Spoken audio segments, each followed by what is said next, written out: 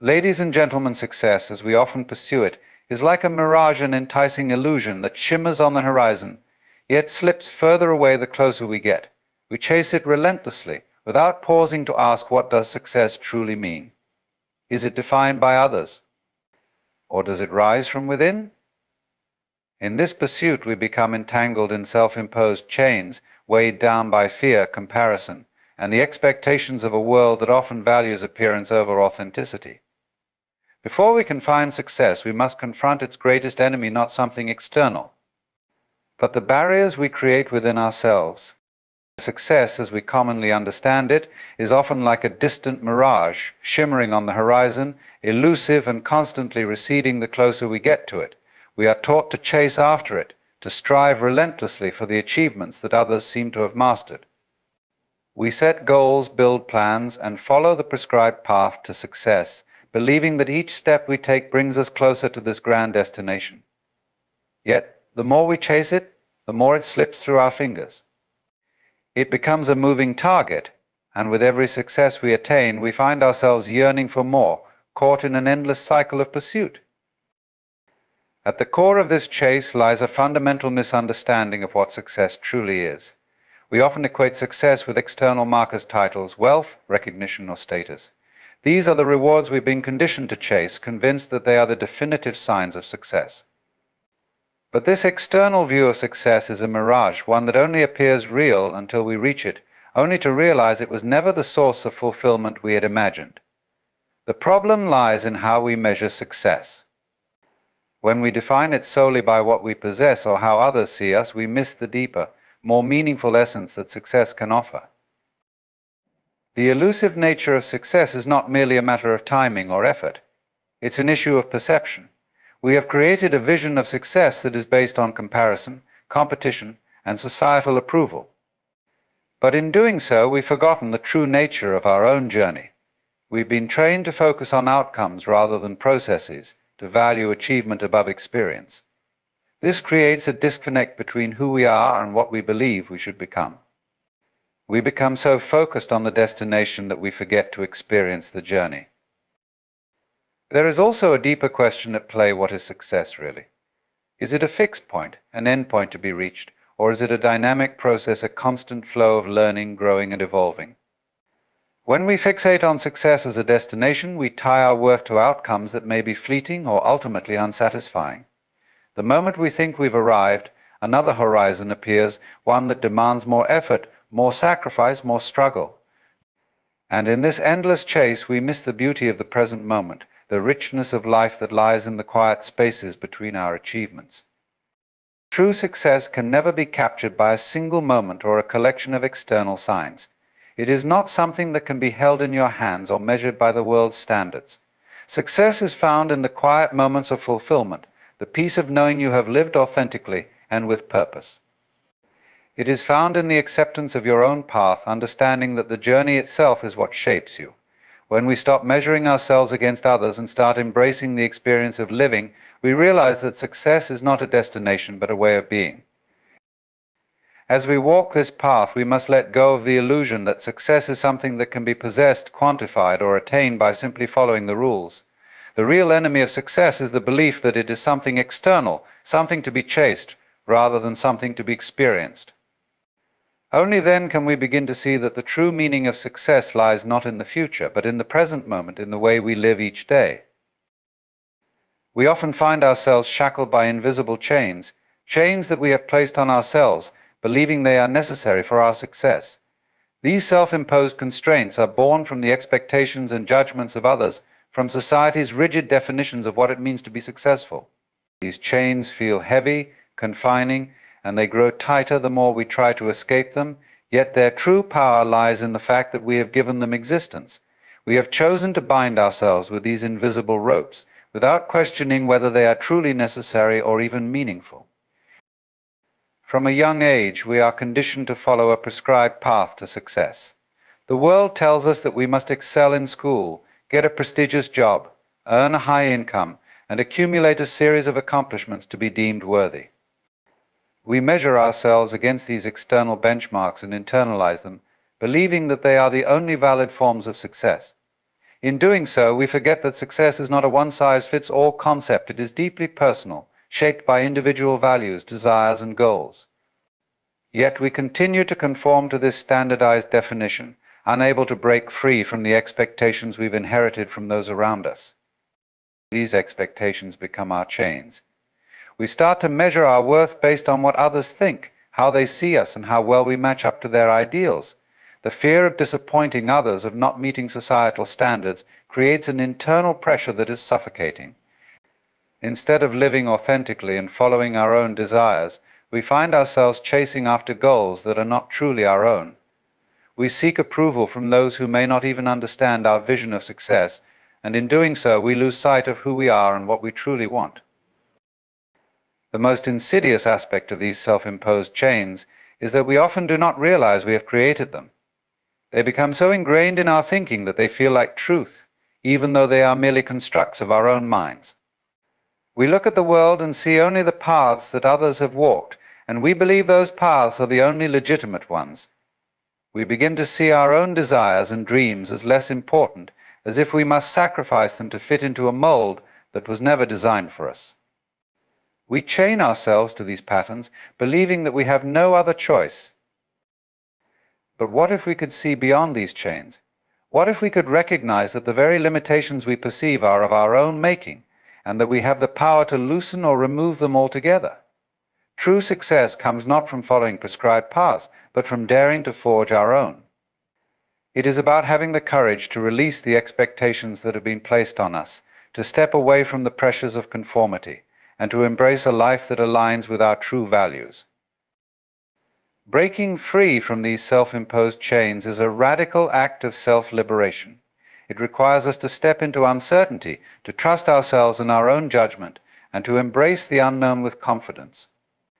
It requires us to redefine success on our own terms, not according to the metrics of others. Only then can we begin to experience a life that is authentic, free from the invisible constraints that we once believed were essential to our success. Fear of failure is perhaps one of the most paralyzing forces we encounter in our pursuit of success. It whispers to us in quiet moments, warning that if we try and fall short, we will be exposed as inadequate, unworthy, or incapable. This fear is often not of the act of failing itself, but of what failure represents a crack in the carefully constructed image of ourselves that we present to the world. It is the fear of how others will perceive us, and more profoundly, how we will perceive ourselves once we've fallen from grace. This fear holds us back, not because failure is inherently dangerous, but because we have attached our sense of identity and worth to the outcomes we achieve. In doing so, we place our value on something external, something fragile and unreliable, rather than on the essence of who we are. Failure, however, is an inevitable part of life. It is woven into the fabric of human experience, yet we often treat it as the ultimate catastrophe. We've been conditioned to see failure as something that must be avoided at all costs, an experience that is to be feared and ashamed of. In truth, failure is not a singular event, but a process, a part of learning, growth, and transformation. Each failure is a step in the direction of wisdom and understanding. It is through failure that we discover the limits of our capabilities, challenge our assumptions, and gain clarity about what works and what doesn't. Failure is not a reflection of our inadequacy, but a sign that we are engaged in the real work of growth and progress. The fear of failure becomes most powerful when it leads to avoidance. Instead of taking risks and embracing challenges, we retreat into the safety of the familiar, preferring the comfort of inaction over the possibility of failure. This is where the real danger lies, not in the failure itself, but in the paralysis that fear of failure causes. We become stuck in a loop of indecision, forever postponing our dreams and desires for fear that we won't succeed. In doing so, we rob ourselves of the opportunity to truly live, to push beyond our limitations and see what we are truly capable of achieving. This fear can also create a cycle of self-fulfilling prophecies. The more we fear failure, the more we avoid situations that might lead to it, which in turn guarantees that we will never experience the growth that failure offers. We play it safe, choosing the known over the unknown, the secure over the uncertain. But success is rarely found in the realm of certainty. It is found in taking risks, in stepping out of comfort zones, and in daring to fail again and again until we discover what works. In truth, the fear of failure is an illusion, a story we tell ourselves to protect our fragile egos from the discomfort of uncertainty. The real power lies not in avoiding failure, but in embracing it as part of the process of success. Once we learn to shift our perspective, we begin to see that failure is not the end, but a new beginning. It is an opportunity to reframe our approach, to refine our methods, and to evolve into a more capable version of ourselves. Only by confronting the fear of failure can we move beyond it, and in doing so, unlock the true potential that lies within us. The trap of comparison is one of the most insidious forces that keeps us from experiencing true success. It is a cycle in which we measure our worth against others, constantly measuring ourselves by the standards of those around us. This trap is so subtle that it often goes unnoticed, yet it subtly erodes our sense of self and clouds our judgment. We live in a world where comparison is an unavoidable part of daily life. Social media, professional networks, and even personal relationships encourage us to look around and evaluate our progress against others. But when we engage in comparison, we unknowingly surrender our own path and embrace someone else's. We begin to think that their journey, their successes, and their achievements are the benchmark by which we should measure our own. This constant act of measuring ourselves against others brings with it a profound sense of inadequacy. No matter how much we achieve, there will always be someone who has achieved more, or who seems to have done so with less effort.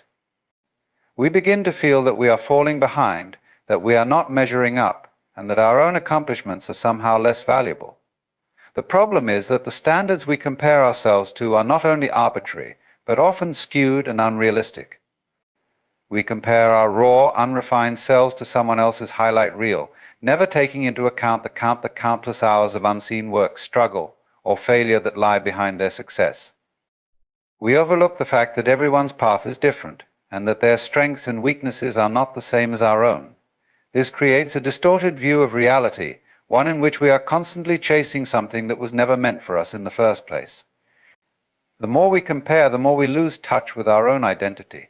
We forget that success is a deeply personal thing, shaped by our own desires, values, and unique experiences. When we measure ourselves by someone else's achievements, we deny ourselves the opportunity to define success on our own terms. We become obsessed with external markers, like the possessions we accumulate, the titles we earn, or the recognition we receive. But these external measures of success are often fleeting and hollow, providing only temporary satisfaction and never a lasting sense of fulfillment. True success lies in the pursuit of what is meaningful to us, in living in alignment with our own values, and in the quiet satisfaction of knowing that we are on the right path for ourselves, not for anyone else. The trap of comparison also leads to unnecessary competition. We begin to see others as rivals rather than fellow travelers on the journey of life. Instead of supporting and uplifting those around us, we become consumed by the need to outdo them, to prove our worth by being better than they are. This creates a culture of scarcity, where there is not enough room for everyone to succeed. In reality, success is not a finite resource. There is no limited amount of success in the world, and the achievements of others do not diminish our own. When we stop seeing others as competition and instead see them as partners in the human experience, we create space for a much more fulfilling and collaborative journey. Ultimately, the trap of comparison is a distraction from the most important task at hand, living authentically and fully in our own skin. When we stop measuring ourselves against others, we find the freedom to pursue our own goals, to honor our own timing, and to define success based on our personal values and desires. The only true comparison is the one we make between where we are now and where we were yesterday. Once we shift our focus inward, we begin to realize that the only competition that matters is the one with our own potential, not with anyone else's accomplishments. When we over-identify with our goals, we risk losing sight of the deeper purpose behind our efforts. In a world that constantly tells us to be ambitious, to achieve more, and to keep pushing toward the next milestone, it's easy to fall into the trap of defining ourselves solely by our objectives. Goals become the focal point of our lives, and we begin to believe that our worth is directly tied to whether or not we achieve them. This over-identification with goals turns them into something rigid, something that defines us rather than something that serves as a guide to personal growth and fulfillment. As a result, we lose the flexibility and adaptability needed to truly thrive. The danger lies not in setting goals or having ambition, but in becoming so enmeshed with the outcomes that we begin to see our value only in terms of those achievements. We measure ourselves by what we accomplish, whether it's a job promotion, a financial target, or a personal milestone. Each step toward the goal feels like a validation of our worth, and each setback feels like a personal failure. When we over-identify with our goals, we allow them to dictate our self-worth, creating a fragile sense of identity that is based on external achievements. This fragile sense of self leads to constant anxiety, as we worry that without these goals we would be nothing. What's often overlooked is that goals are merely a means to an end, not the end itself. They are stepping stones on a path, not the entirety of the journey. When we over-identify with them, we focus so much on the destination that we forget to engage fully with the process. We rush through life, constantly thinking of the next goal, the next achievement, and the next success. In doing so, we miss the joy and fulfillment that comes from the present moment. We forget that life is not a linear progression from one goal to the next, but a series of experiences, some planned, some unexpected, that shape us in ways that goals alone cannot. Over-identifying with goals also leads to a sense of disillusionment once they are achieved. We often believe that reaching a goal will bring us a sense of completion, of finality, yet the moment we reach it, the satisfaction is fleeting. This is because the goal was never the source of our true fulfillment. It was merely a projection of something we thought we needed to feel accomplished. Once the goal is attained, we may find ourselves looking for the next one, unable to sit with the sense of contentment that we had hoped to achieve. The cycle begins again, and we are caught in an endless loop of striving, never truly satisfied with where we are.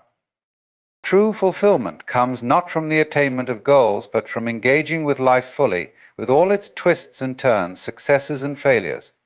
It comes from being present in each moment, rather than constantly projecting ourselves into the future. When we stop over-identifying with our goals and allow ourselves to be more fluid with our intentions, we open up space for deeper, more meaningful experiences. Success becomes less about reaching a predefined destination and more about how we grow, evolve, and learn along the way. In the end, goals should serve as a compass, guiding us in the right direction, but not defining who we are. We are not our goals, we are the sum of our experiences, our values, and our capacity to adapt and learn. By releasing our over-identification with goals, we free ourselves to live with a sense of purpose, fulfillment, and peace, no longer dependent on the external markers of success. The illusion of control is a powerful and pervasive force in our lives, one that many of us cling to in an attempt to navigate the unpredictability of existence. We believe that by controlling our environment, our actions, and our circumstances, we can shape the outcomes of our lives, ensuring that things unfold according to our desires. It is a natural instinct to seek control, especially in a world that feels chaotic and unpredictable. But the truth is, the more we grasp at control, the more we find ourselves at odds with reality. The very act of trying to control everything often leads to stress, frustration, and a sense of powerlessness. At the heart of this illusion is the belief that we can predict and manipulate the future. We make plans, set goals, and do everything in our power to influence the direction of our lives, thinking that our actions will guarantee certain results. Yet, despite our best efforts, life often unfolds in ways that are beyond our control. External factors, such as the choices of others, random events, and circumstances outside our influence, frequently shape our reality. In this sense, the illusion of control becomes a defense mechanism against the uncertainty that is inherent in life. We convince ourselves that we can manage the outcome if we simply do enough, plan enough, and prepare enough. The more we focus on controlling the external world, the less we are able to accept and flow with it. We become attached to specific outcomes and rigidly fixed in our expectations. When things do not go as planned, we experience anxiety, frustration, and even despair, as we feel that we have failed or lost control. In reality, however, It is not the lack of control that causes distress, it is our attachment to the idea of control itself. We resist the natural ebb and flow of life, believing that we must have everything in order to be safe, successful, and happy. This desire for control not only creates internal tension, but also limits our ability to adapt to new opportunities and possibilities. The truth is that control is often an illusion. Life is inherently unpredictable, and no matter how much we plan or prepare, there are always elements beyond our reach. Rather than focusing on controlling every aspect of our lives, we can shift our attention to cultivating adaptability, acceptance, and resilience. These qualities allow us to move through life with greater ease, knowing that we cannot dictate the future, but we can navigate it with grace and presence. When we relinquish the need for control, we free ourselves from the burden of perfectionism and the pressure to always have everything figured out. We learn to embrace uncertainty, understanding that it is not something to be feared, but something that opens us up to new possibilities and experiences. The illusion of control often stems from a fear of the unknown, but when we let go of the need to control, we invite more peace into our lives. We begin to see that life, with all its unpredictability, is not something to be controlled, but something to be experienced in its fullness. Ultimately, the illusion of control limits our potential for growth and fulfillment. By releasing the need to control every outcome, we create space for spontaneity, creativity, and the acceptance of life as it is, not as we think it should be. In doing so, we become more aligned with the natural flow of the world around us, allowing us to live with greater freedom, trust, and joy. The restless mind is one of the greatest obstacles to finding peace and clarity in our lives. It is a mind that is constantly moving, perpetually caught in a cycle of thoughts, worries, and distractions, never able to settle in the present moment. This constant activity is not a sign of productivity or mental engagement, but rather an indication that the mind is struggling to find stillness, overwhelmed by the noise of its own thoughts. The restless mind is not content with the here and now. It is always either dwelling in the past, ruminating on what has already happened, or leaping into the future, anticipating what might come next. In this state, we are rarely able to experience life fully because we are lost in a whirlwind of internal chatter. At the root of this restlessness is often an underlying anxiety about life's uncertainties. We worry about our past mistakes, our missed opportunities, or things left unresolved.